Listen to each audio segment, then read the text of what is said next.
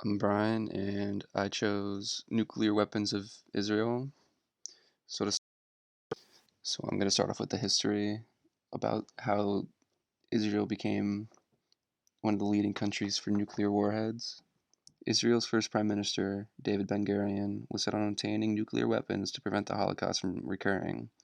He stated, what Einstein, Oppenheimer, and Teller, the three of them are Jews, made for the United States, could also be done by scientists in Israel for their own people. Ben-Gurion decided to recruit Jewish scientists from abroad even before the end of the 1948 Arab-Israeli War that established Israel's independence. He and others, such as head of the Weizmann Institute of Science and Defense Ministry scientist Ernest David Bergman, believed and hoped that Jewish scientists such as Oppenheimer and Teller would help Israel. Later in America, Dwight Eisenhower gave his Atoms for Peace speech. After U.S. President Dwight Eisenhower announced the Atoms for Peace initiative, Israel became the second country to sign on, following Turkey, and signed a peaceful nuclear cooperation agreement with the United States on July 12, 1955.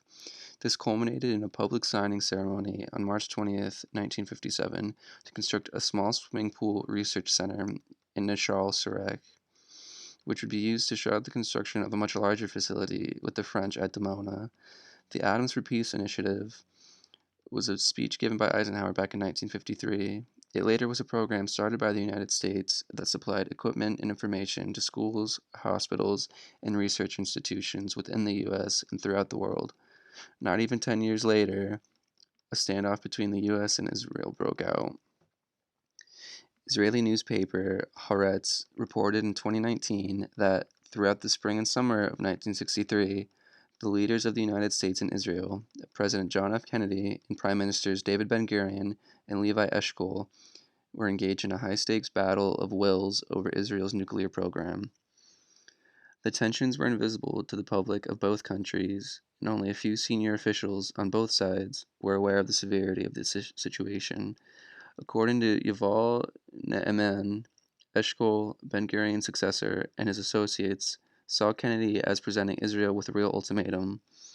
According to Ne'eman, the former Israel Air Force commander, Major General Dan Tolkowski, seriously entertained the fear that Kennedy might send U.S. airborne troops to Dimona, the home of Israel's nuclear complex.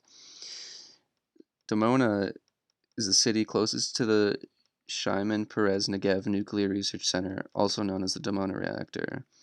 In an Al Jazeera interview, a civilian said they would rather not know what was going on in the nearby research center. The research center is secretive and does not let a lot of information out to the public.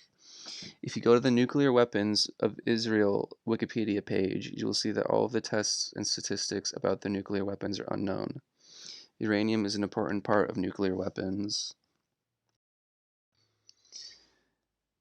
In 1961, the Israeli Prime Minister David Ben-Gurion informed the Canadian Prime Minister John Diefenbacher that a pilot plutonium separation plant would be built at Dimona. British intelligence concluded from this and other information that this can only mean that Israel intends to produce nuclear weapons.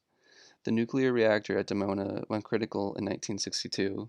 After Israel's rupture with France, the Israeli government reportedly reached out to Argentina.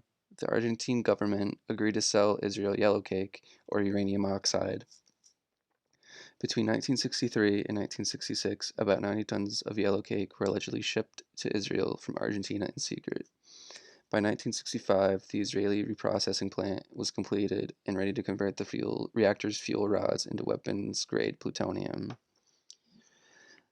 The exact costs for the construction of the Israeli nuclear war program are unknown, though Peres later said that the reactor cost $80 million in 1960, half of which was raised by foreign Jewish donors, including many American Jews. Some of these donors were given a tour of the Dimona complex in 1968. Fast forwarding a couple years, the CIA believed that the number of Israeli nuclear weapons stayed from 10 to 20 from 1974 until the early 1980s. The New News information in October 1986 said that based on a reactor operating at 150 megawatts and a production of 50 kilograms of plutonium per year, Israel had 100 to 200 nuclear devices. Estimates as to how many warheads Israel has built since the late 1960s have varied, mainly based on the amount of missile material that could have been produced and on the revelations of Israeli nuclear technician Mordecai Vanunu. Vanunu revealed that between 1980 and 1986, Israel attained the ability to build thermonuclear weapons. By the mid 2000s, estimates of Israel's arsenal range from 75 to 400 nuclear warheads. Stockpile.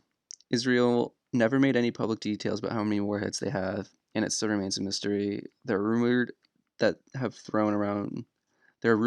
that have thrown around over the years, but the estimates right now is around 200 to 300 nuclear weapons.